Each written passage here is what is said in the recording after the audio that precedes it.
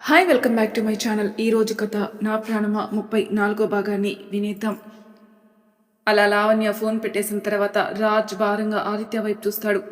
ఆది ఏం కాదులే అనే ఒక చిన్న స్మైల్ ఇస్తాడు. డిన్నర్ టైం అవడంతో రామ్ ఆదిలు డిన్నర్ చేస్తుండగా రాజ్ మాత్రం ప్రియ ఆలోచనలతో తినకుండా ఉంటాడు. యష్ రాజ్కి ఫోన్లో సిమ్లాలోనే ప్రియ ఉందని చెప్తాడు. రాజ్ ఆదిత్యతో శుక్రవారం కదా, ప్రియ తప్పకుండా కృష్ణుడి గుడికి వస్తుంది. ఇక్కడ కృష్ణుడి గుడి ఎక్కడుందో తెలుసుకుని మనం వెళ్తే మనకి ప్రియ దొరుకుతుందేమో అంటాడు. సరే అని ఆదిత్య రాజ్ తయారై గుడికి బయలుదేరుతారు. ఆద్య బర్త్డే కావడం వల్ల అంజలి పాపం తీసుకుని గుడికొస్తుంది. రాజ్ ఆది గుడిలోకి వెళ్లేసరికి అంజలి ఆద్యతో సహా ప్రదక్షిణలు చేస్తూ ఉంటుంది. రాజ్ గుండె చప్పుడు పెరుగుతూ ఉంటుంది. తన గుండెలపై చెయ్యి వేసుకుని ఎందుకంత ఫాస్ట్గా కొట్టుకుంటుందో అని ఆలోచనతో దేవుని దర్శనం చేసుకుని బయటకు వచ్చేస్తారు రాజ్ ఆదిలు. అంజలికి కూడా తన గుండె వేగంగా కొట్టుకుంటూ ఉంటుంది. తన ఎద చేసే సవ్వడి తనకి వినిపిస్తూ ఉంటుంది. ప్రియా తన ఎదపై చెయ్యి వేసుకుని ఎక్కడున్నావు కన్నయ్య అనుకుంటూ చుట్టూ చూస్తుంది. ఎంతకీ తనకు కావాల్సినది కనపడకపోయేసరికి ఆద్యతో దైవ దర్శనం చేసుకుని బయటకొచ్చి దారి మధ్యలో ఒకరికి కాల్ చేసి విషయం చెప్పి ఇంటికి రమ్మని చెప్పి ఆద్యాన్ని తీసుకుని ఇంటికి వెళ్తుంది. ఇంటికి చేరుకొని ఈవినింగ్కి పార్టీకి కావాల్సిన ఏర్పాట్లు చూస్తూ ఉంటుంది. ఇక్కడ మీటింగ్ జరుగుతుంది. ఈలోగా యష్ నుండి రాజ్కి కాల్ వస్తుంది. యష్ ప్రియా ఆచుకి తెలిసింది అంటాడు. రాజ్ నిజంగా అని గట్టిగా అరుస్తాడు. రాజ్ అరుపులకి శైలు ఏదో జరిగిందని అనుకుంటుంది. ఆద్యకి అర్థమవుతుంది. ఆదిత్యకి ఆ ఫోన్ ఎక్కడి నుండి వచ్చిందోనని. రాజ్ ఫోన్ పెట్టేసి ఆదిత్యతో మీటింగ్ చూసుకోమని చెప్పి తన తరపున తనని మాట్లాడమని బయటికి వెళ్ళిపోతాడు. రాజ్ చాలా ఫాస్ట్గా కార్ డ్రైవ్ చేసుకుంటూ ఆ అడ్రస్ దగ్గరికి వెళ్ళి ప్రియా కోసమే ఎంక్వైరీ చేస్తే అక్కడ ప్రియా అనే పేరుతో ఎవరు ఉండట్లేదని చెప్పడంతో నిరాశత వెనుదిరుగుతాడు. రాజ్ మీటింగ్ జరిగే ప్లేస్కి చేరుకుంటాడు. ఇక్కడ భారతికి అస్వస్థతగా ఉందని తెలియడంతో రామ్ హుటాహుటిన ఎయిర్పోర్ట్కి బయలుదేరుతాడు.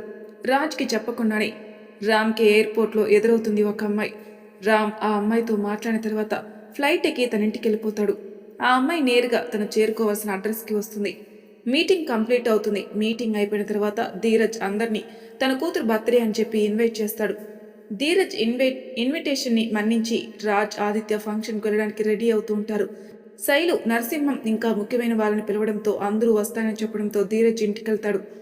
ధీరజ్ కాలింగ్ బెల్ నొక్కడంతోనే ఒక అమ్మాయి డోర్ తీస్తుంది. ఆ అమ్మాయిని అక్కడ చూసిన ధీరజ్ షాక్ అవుతాడు. ప్రమీల, నువ్వేంటిక్కడ? ఏ రాకూడదా? లేక నేను రాననుకున్నారా అంటూ ధీరజ్ చేతిలోని బ్యాగ్ తీసుకుని మీరు ఫ్రెష్ అవ్వండి, నీ కాఫీ తీసుకొస్తాను అని చెప్పి తన వంటింట్లోకి వెళ్ళింది. ధీరజ్ ఆలోచిస్తూ రూమ్లోకి వెళ్ళి ఫ్రెష్ అయ్యి వచ్చేటప్పటికే ప్రమీల కాఫీతో రెడీగా ఉంటుంది. ధీరజ్ కాఫీ తాగుతూ ఉండగా ఏం జరిగిందో చెప్తూ ఉంటుంది. నిన్న అంజలి నాకు ఫోన్ చేసింది. ఏదైనా ఉంటే ఇక్కడికి వచ్చి తేల్చుకోమని. ఇలా అలిగి పుట్టింటికి వెళ్ళడం కరెక్ట్ కాదని, గిట్టిన వాళ్ళు చెప్పిన విషయాలు పట్టించుకుని జీవితాన్ని ఇలా చేసుకోవడం కరెక్ట్ కాదని చెప్పింది. తర్వాత నేను ఆ విషయంలో ఆలోచిస్తే కొంచెం అర్థమైంది. కొంచెం ఇక్కడికి వచ్చాక పూర్తిగా తెలిసింది. మీ తప్పేం లేదని తెలిసింది. ఏదైనా ఉంటే ఇక్కడుండే తేల్చుకుంటాను, ఎక్కడికి వెళ్ళను అంటూ ధీరజ్ని హక్ చేసుకుంటుంది. ధీరజ్ కూడా ఇన్ని రోజుల తర్వాత తన భార్య తిరిగి రావడంతో ఇద్దరు ఒకరికొగిల్లో ఒకరు అలాగే ఉండిపోతారు. ఆద్య వస్తున్న సౌండ్కి ఇద్దరూ వేరుపడి ఆద్యను ఇద్దరు కలిపి ఎత్తుకుని ముద్దు పెట్టుకుంటూ చిట్టి తల్లి అప్పుడే రెడీ అయిపోయిందా అనేసి అనుకుంటూ ఉంటారు. టైం అవుతుందని అంజలి పిలవడంతో వీళ్ళు రెడీ అయి కిందికి వస్తారు. ఈలోపు అంజలి బెడ్పై ఉన్న ధీరజ్ వాళ్ళ అమ్మని రెడీ చేసి వీల్ చైర్లో కూర్చోబెట్టి తీసుకుని వస్తుంది. ప్రమీలాని అక్కడ చూసిన ధీరజ్ వాళ్ళ అమ్మకి చాలా సంతోషంగా ఉంటుంది. ప్రమీల తన అత్తగారితో అత్తయ్య నన్ను క్షమించండి, చిన్న విషయానికే నేను ఇల్లు వదిలి వెళ్ళిపోయాను. దూరపు కొండలు నునుపని నమ్మి మిమ్మల్ని నా కుటుంబాన్ని వదిలేసి వెళ్ళాను. నేను నా తప్పు తెలుసుకున్నాను, నన్ను క్షమించండి. ధీరజ్ వాళ్ళ అమ్మ మాట్లాడలేదు. కళ్ళతోనే ఆనందించి ప్రమీలాని దగ్గరికి రమ్మని ప్రమీలను నుదుటిన చిన్నగా ముద్దు పెట్టి ఆశీర్వదిస్తుంది. ప్రమీల ఆద్యాన్ని తీసుకుని వెళితే అంజలి ధీరజ్ వాళ్ళ అమ్మగారిని తీసుకుని వస్తుంది. ధీరజ్ ఒక పక్కగా ప్రమీలాని తీసుకెళ్ళి ఏంటి నీలో ఇంత సడన్గా ఇంత చేంజ్, ఏమైంది అని అడిగితే కొంచెంసేపటి క్రితం ఎయిర్పోర్ట్లో హాయ్ రామ్ అన్న పిలుపుకి వెనక్కి తిరుగుతాడు. ప్రమీల కూడా హాయ్ రామ్ ఎలా ఉన్నావు అంటుంది. నేను ఫైన్, నువ్వెలా ఉన్నావు అన్నాడు రామ్. ప్రమీల రామ్ ఫ్రెండ్. నేను నిన్ను మర్చిపోలేక నా భర్తతో మనస్ఫూర్తిగా దగ్గరవలేక బిడ్డ పుట్టిన నీ గురించి ఆలోచిస్తూ ఇప్పుడు నా భర్తకి దూరమై ఉన్నాను అని విరక్తిగా నవ్వుతుంది ప్రమీల. స్టాప్ ఇట్ ప్రమీల, నేను నిన్ను ఎప్పుడూ ఇష్టపడలేదు అంటాడు రామ్. నేను మనసా వాచా ప్రేమించింది, పెళ్లి చేసుకుంది నా భార్య భారతిని. నువ్వు ఇంకా నన్ను మనసులో పెట్టుకోవడం కరెక్ట్ కాదు అన్నాడు. ఆ విషయం నిన్ను చూస్తేనే తెలిసిపోయింది. నేనే అనవసరంగా నా జీవితాన్ని నాశనం చేసుకుంటున్నాను. నీ జీవితంలో నాకు స్థానం లేదు. నిన్ను చేసుకున్న అమ్మాయి చాలా అదృష్టవంతురాలు అంటుంది. రామ్, ప్రమీల, నీకొకటి చెప్పనా? ఆ ఏజ్లో కలిగే అట్రాక్షన్ని నువ్వు ప్రేమ అనుకొని ఇన్ని రోజులు ఆ భ్రమలోనే ఉన్నావు. నీలాగా వన్ సైడ్ లవ్తో జీవితాలు కూల్చుకునేవారు చాలామంది ఉన్నారు. కొందరు అడ్జస్ట్ అవుతున్నారు, కొందరు ఎదురు తిరుగుతున్నారు, కొందరు ప్రాణాలు వదులుకుంటున్నారు. నేను నా భారతిని ప్రాణం కంటే ఎక్కువగా ప్రేమిస్తున్నాను. ప్లీజ్, నువ్వు నీ భర్తను అర్థం చేసుకుని తనతో హ్యాపీగా ఉండు అన్నాడు. రామ్ మాటలకి ప్రమీల మనసు కుదుటపడి అలాగే అలాగే ఉంటాను అని రామ్కి సెండ్ ఆఫ్ ఇచ్చి ఇంటికొస్తుంది. అది జరిగింది. నేనే అనవసరంగా లేని ప్రపంచాన్ని ఊహించుకొని మీకు దూరంగా ఉన్నాను, నన్ను క్షమించండి అంది. నువ్వు తప్పు చేయలేదు, నన్నేమీ ఇబ్బంది పెట్టలేదు. నీకు నా నుండి ఏం కావాలనో చెప్తే సరిపోయేది. నాతో చెప్పలేక ఆ స్థితిలో నన్ను వదిలేసి వెళ్ళిపోయావు అన్నాడు ధీరజ్. లేదు, నేనే తప్పు చేశాను, నన్ను క్షమించండి అని ధీరజ్ భుజంపై వాలిపోయింది ప్రమీల. ఇంతలో అంజలి అక్కడికి రావడంతో ఇద్దరూ కలిసి అంజలికి థ్యాంక్స్ చెప్తారు. అన్నా వదిలి ఎక్కడైనా థ్యాంక్స్ చెప్తారా అని అంజలి అనడంతో ప్రమీల నవ్వుతుంది. అది అలా ఎప్పుడు మీ ఇద్దరు నవ్వుతూ ఉండాలి. నువ్వొచ్చి మా జీవితాలనే మార్చేశావు, మా జీవితాల్లో వెలుగు నింపావు, నా ఫ్యామిలీని ఫుల్ఫిల్ చేశావు. నేను ఏమిచ్చి నీ రుణం తీర్చుకోను అన్నాడు ధీరజ్. సార్, నాకేమీ వద్దు, మీరు హ్యాపీగా ఉండి ఆ బుల్లి ప్రిన్సెస్కు మళ్ళీ ఒక బుల్లి స్టార్ని ఇచ్చారనుకోండి, అది చాలు నాకు అంది. ప్రమీల, మాటలతో అందరికీ మంచి చేసే నీకు ఎప్పుడు మంచి జరగాలి అని అంజలిని అత్తుకుంటుంది. ఇంతలో గెస్టులందరూ వస్తూ ఉంటారు. అందరికి ఏం కావాలో చూస్తూ ఉంటుంది అంజలి. బర్త్డే ఫంక్షన్ కన్నుల పండుగగా జరుగుతూ ఉంటుంది. ఇంతలో అక్కడికి ధీరజ్ వాళ్ళ మరదలు రావడంతో ప్రమీలకి కోపం వస్తుంది. ధీరజ్ వాళ్ళ మరదలు, ఏయ్, వెళ్ళిందానివి మళ్ళీ ఎందుకు వచ్చావు? నన్ను నా బావని విడదీయడానిక అంది. మమ్మల్ని విడదీయడానికే నువ్వొచ్చావు అంటుంది ప్రమీల. నువ్వే మధ్యలో వచ్చావు, నన్ను కాదని నిన్ను చేసుకున్నాడు, ఇప్పుడు నువ్వు మళ్ళీ మా మధ్యలోకి వచ్చావు అంది మరదలు. అప్పుడే అంజలి అక్కడికి వస్తుంది. వీళ్ళ మాటలు వింటుంది. చూడండి, మీరెవరో నాకు తెలియదు, కానీ మీరు చేస్తుంది తప్పు అంది అంజలి. ఏంటి పని మనిషివి నువ్వు, నాకు చెప్తున్నావా అంటూ అంజలిని కొడుతుంది మరదలు. అంజలి పెదవి చిట్లి రక్తం వస్తుంది. వీళ్ళ గొడవకి ధీరజ్ అక్కడికొచ్చి వాళ్ళ మరదలతో, చూడు, అంజలి పని మనిషి కాదు, మరెవరు అంటుంది ఆ అమ్మాయి. ఈ ఇంటి మనిషి, నాకు ఆడపడుచు అంటుంది ప్రమీల. ఆ మాటకి మరదలు షాక్ అయి అంజలిని కోపంగా చూస్తూ, దారిని పోయే వాళ్ళందరూ నీకు కావాలా బావా, నేను మాత్రం వద్దా అని అక్కడి నుండి వెళ్ళిపోతుంది. వెళ్తూ వెళ్తూ అక్కడున్న తన అన్నయ్యకి అంజలి సంగతి చూడమని చెప్పి వెళ్తుంది. ప్రమీల అంజలిని తీసుకుని స్టేజ్ పైకి వెళ్ళి కేక్ కటింగ్ ఆద్యతో చూపిస్తూ ఉంటారు. ప్రమీల, ధీరజ్ ఇద్దరూ కలిసి కేక్ కటింగ్ చేపిస్తూ ఉంటారు. ఆద్య ఫస్ట్ పీస్ ప్రమీలకి పెట్టబోతే ఆద్యాని ఆపి, ఇంతటి హ్యాపీనెస్ నీకిచ్చిన మీ అత్తకి పెట్టు అనడంతో అంజలికి కేక్ పెడుతుంది. అంజలి కూడా కేక్ని ఆద్యకి పెట్టి తర్వాత ధీరజ్కి ప్రమీలకి పెట్టిస్తుంది. అంజలి తను డిజైన్ చేసిన ఒక పర్ల్ షర్ట్ని ఆద్య మెడలో వేస్తుంది. గెస్ట్లందరికీ ఆద్యతో పాటు కేక్ సర్వ్ చేస్తూ ఉంటుంది. ఈలోగా అక్కడికి రాజు వాళ్ళు, శైలులు వస్తూ ఉంటారు. నేను ఇంతకుముందు వచ్చిన ప్లేస్ ప్రియాని వెతకడానికి వచ్చానే అంటే ఈ ఇల్లు ధీరజ్దా అనుకుంటూ వస్తూ ఉంటాడు రాజ్. రాజ్, నువ్వు ఈ డ్రెస్లో చాలా హాట్గా ఉన్నావు, నా మతి పోగొడుతున్నావు అంది శైలు. చెప్, ఆడపిల్లలా మాట్లాడు, ఎక్కడున్నావో కాస్త చూసుకో అంటూ చేతిలో గిఫ్ట్తో ఆదిత్యతో ఆద్య దగ్గరికి వెళ్తూ ఉంటాడు. అంజలిని చూసి ధీరజ్ వాళ్ళ మరదల వాళ్ళ అన్నయ్య అంజలి దగ్గరకొచ్చి తన హిప్ మీద చెయ్యి వేస్తాడు. అంజలి జల్లుమని చూసేసరికి అతడు ప్రియాని అమాంతం పైకి లాక్కోవాలని చూస్తూ ఉంటాడు. ప్రియా గింజుకుంటూ ఉంటుంది. ఇదంతా చూసి ఆద్య పరిగెత్తుకుని వెళ్ళి ధీరజ్కి విషయం చెప్తుంది.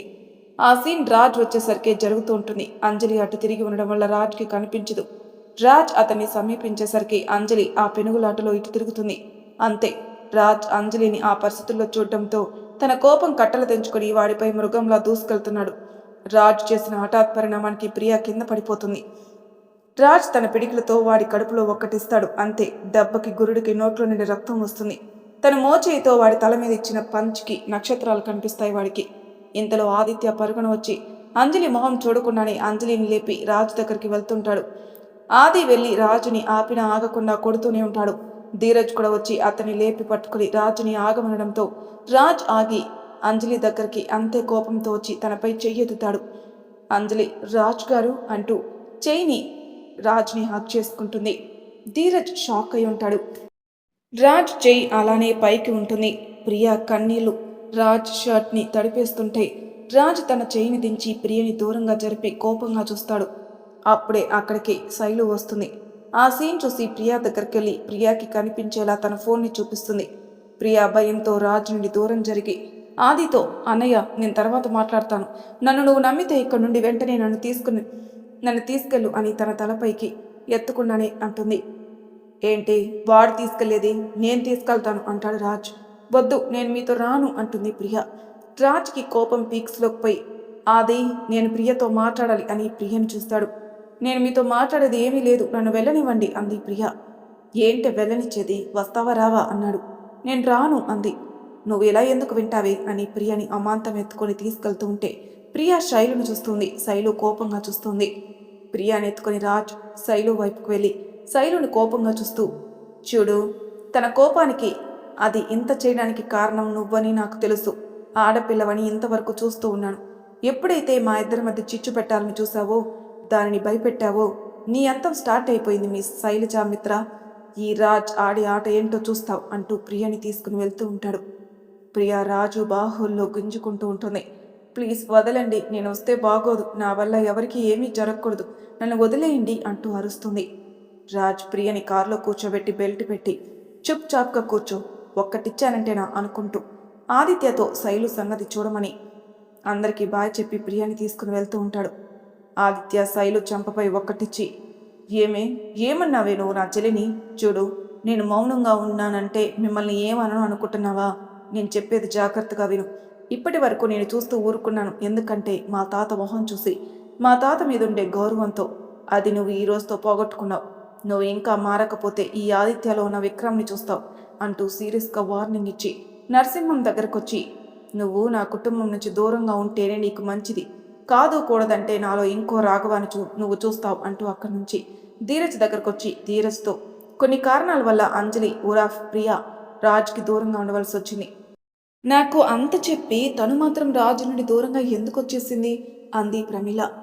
చెల్లెమ్మ, ఏదైనా తన ప్రేమకి అపాయం కలుగుతుందంటే తన కోసం ప్రాణాలైనా ఇస్తాం కదా, అందుకే నా చెల్లి అలా చేసి ఉంటుంది అన్నాడు ఆదిత్య. అయితే ఇన్ని రోజులు నా ఇంట్లో ఉంది రాజ్ మిస్సెస్సా? అయ్యో నేను తెలుసుకోలేకపోయానే. పోనీలే, ఇప్పటికైనా వాళ్ళు కలిసి ఉంటే ఫస్ట్ సంతోషించేది నేనే అని ప్రమీల వైపు చూస్తాడు ధీరజ్. ప్రమీల కూడా అలాగే అని సంతోషంగా ఉంటుంది. ఆదిత్య అక్కడి నుండి తన హోటల్కి వెళ్ళిపోతాడు. ఇక్కడ మనం ప్రియా వాళ్ళ దగ్గరకు వచ్చేద్దాం. ప్రియా కారులో కూర్చొని రాజుని చూస్తూ ఉంటుంది. రాజ్ గారు నేను వెళ్ళిపోతాను, ప్లీజ్ కారును ఆపండి అంది. రాజ్ సడన్గా కార్ బ్రేక్ వేసి ప్రియా దగ్గరికి అమాంతం వచ్చేస్తాడు. ప్రియా కళ్ళల్లో కళ్ళు పెట్టి చూస్తూ ఉంటాడు. ప్రియా కార్ డోర్ తీసుకుని కార్ దిగి వెళ్తూ ఉంటుంది. రాజ్ కూడా కార్ దిగి ప్రియా వెనక వెళ్తూ సడన్గా ప్రియా ముందుకొచ్చి ప్రియాని కోపంగా చూస్తూ, ఏంటి ఊరుకుంటుంటే ఎక్కువ చేస్తున్నావు, ఏంటి నీ ప్రాబ్లం, చెప్తే కదా తెలిసేది, ఏంటి నా నుండి దూరంగా వెళ్తావా, వెళ్ళి చూస్తాను అన్నాడు. ఆ విడాకుల నోటీస్ ఏంటి, అందులో చూస్తే మళ్ళీ నువ్వు సైన్ పెట్టకుండా ఐ లవ్ యూ అని రాసావేంటి, అసలు ఏమనుకుంటున్నావే నీ గురించి, నన్ను ఆ శైలుకిచ్చి వెళ్దామనా? ప్రియాకి రాజ్ అన్న మాటలకి కోపంగా, నేను అలా ఎలా ఇచ్చేస్తాను, ఏమనుకుంటున్నారు అంది. రాజ్ ప్రియా కోపాన్ని చూసి నవ్వి ప్రియని హక్ చేసుకుని, అమ్మో బంగారం, నువ్వేంటో నీ మనసేంటో నాకు తెలీదా, నువ్వు ఒకసారి చెప్పావు గుర్తుందా, నాకు చాలా బాధగా ఉన్నప్పుడు ఐ లవ్ యూ చెప్తానన్నావు కదా, ఎప్పుడైతే డివోర్స్ పేపర్స్లో నేను అది చూశానో నువ్వు దేని గురించో బాధపడుతున్నావని అనుకున్నాను. నా ప్రియా నా నుండి దూరం కాదు అయ్యింది అంటే ఏదో బలమైన కారణం ఉండే ఉంటుందని నీకోసం వెతికి నిన్ను చేరుకున్నాను అంటూ ప్రియా నుండి దూరం జరిగి, నీకోసం వస్తే ఓ ఫోర్స్ కొడుతున్నావేంటే అని ప్రియకి చాలా దగ్గరగా వస్తాడు. ఒకరికి ఊపిరి ఒకరికి తగులుతూ ఉంటుంది. ప్రియకి టెన్షన్లో ఊపిరి ఆడడం లేదు. తనకి ఊపిరి తీసుకోవడం ఇబ్బంది అవుతుండడంతో రాజ్ ప్రియా నుండి దూరం జరిగి ప్రియకి తన పాకెట్లో ఉన్న ఇన్హేలర్ తీసి ప్రియకిస్తాడు. ప్రియా ఇన్హేలర్ కూడా సరిగ్గా పట్టుకోలేకపోతుంది. రాజ్ ప్రియని చూస్తూ ఇన్హేలర్ ప్రియా నోటి దగ్గర ప్రెస్ చేయడంతో ప్రియా ఇన్హేలర్ తీసుకుని ఫ్రీ అవుతుంది. కానీ ప్రియా దేహం మొత్తం చెమటలతో నిండిపోతుంది. ప్రియా పరిస్థితి చూసి రాజ్ కళ్ళలో నీళ్ళు వస్తుంటాయి. ప్రియా కళ్ళు మూతలు పడుతుంటే రాజ్ కన్నీళ్ళని చేతులతో తుడిచి ప్రియా స్లో కోల్పోతుంది. రాజ్ కంగారుగా ఆదికి కాల్ చేసి విషయం చెప్పి దగ్గరే ఉన్న హాస్పిటల్కి తీసుకెళ్తాడు.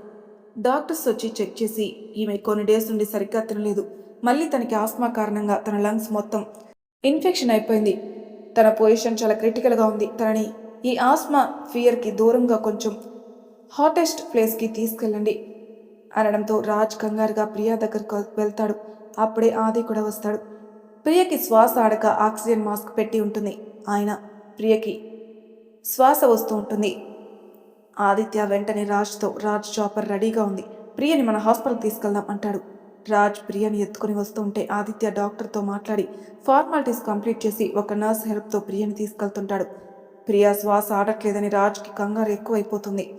చాపర్ వచ్చి నేరుగా హాస్పిటల్ ముందు ఆగుతుంది. రాజ్ తన చేతులతో ప్రియాని తీసుకుని ఐసీయూలో అడ్మిట్ చేస్తాడు. రాజ్ ప్రియ పక్కనే ఉంటాడు. వీళ్ళు వచ్చేసరికి కుటుంబం మొత్తం అక్కడే ఉంటారు. రాజ్ మాత్రం లోపలే ఉంటాడు. డాక్టర్స్ బయటికి వెళ్ళమన్నా నేను వెళ్ళను, ఇక్కడే ఉంటాను, మీరు ట్రీట్ చేయండి అంటూ ప్రియా చేయి పట్టుకుని పక్కనే కూర్చుంటాడు. అది రాజ్ వాళ్ళ హాస్పిటల్ కావడంతో రాజ్కి లోపల ఉండడానికి అనుమతిస్తారు. డాక్టర్స్ చెక్ చేసి ఇంజెక్షన్ చేసి ట్రీట్మెంట్ చేస్తుంటారు. ఒక హాఫ్ అన్ అవర్ తర్వాత డాక్టర్స్ రాజ్ వైపు చూసి షీఈస్ అవుట్ ఆఫ్ డేంజర్ అని చెప్పి వెళ్ళిపోతారు. రాజ్ ప్రియా చేతిని గుండెలపై పెట్టుకొని అలాగే కళ్ళు మూసుకొని ఉంటాడు. డాక్టర్ బయట ఉన్న వాళ్ళతో మీరు వెళ్ళి చూడొచ్చు అంటే ఒక్కొక్కరు వెళ్ళి చూస్తూ ఉంటారు. ఎవరు కూడా రాజుని కదిలించే ప్రయత్నం చేయరు. అప్పుడే ఆ క్షణం రాజుని చూస్తుంటే రాజ్ కదిలించాలంటేనే భయంగా ఉంది. అందరూ వెళ్ళిపోతారు. అందరినీ ఇంటికి వెళ్ళమని ఆది బయటే కూర్చుంటాడు. రాజ్ ప్రియ పక్కనే అలానే కూర్చొని ఉంటాడు. మరి తర్వాయి భాగంలో ఏం జరుగుతుందో నెక్స్ట్ ఎపిసోడ్లో తెలుసుకుందాం. అంతవరకు నా ఛానల్ సబ్స్క్రైబ్ చేయని వాళ్ళు ప్లీజ్ సబ్స్క్రైబ్ చేసుకోండి, లైక్ చేసి షేర్ చేయండి. మీ అభిప్రాయం నాకు కామెంట్ రూపంలో తెలియజేయండి. Thank you for listening.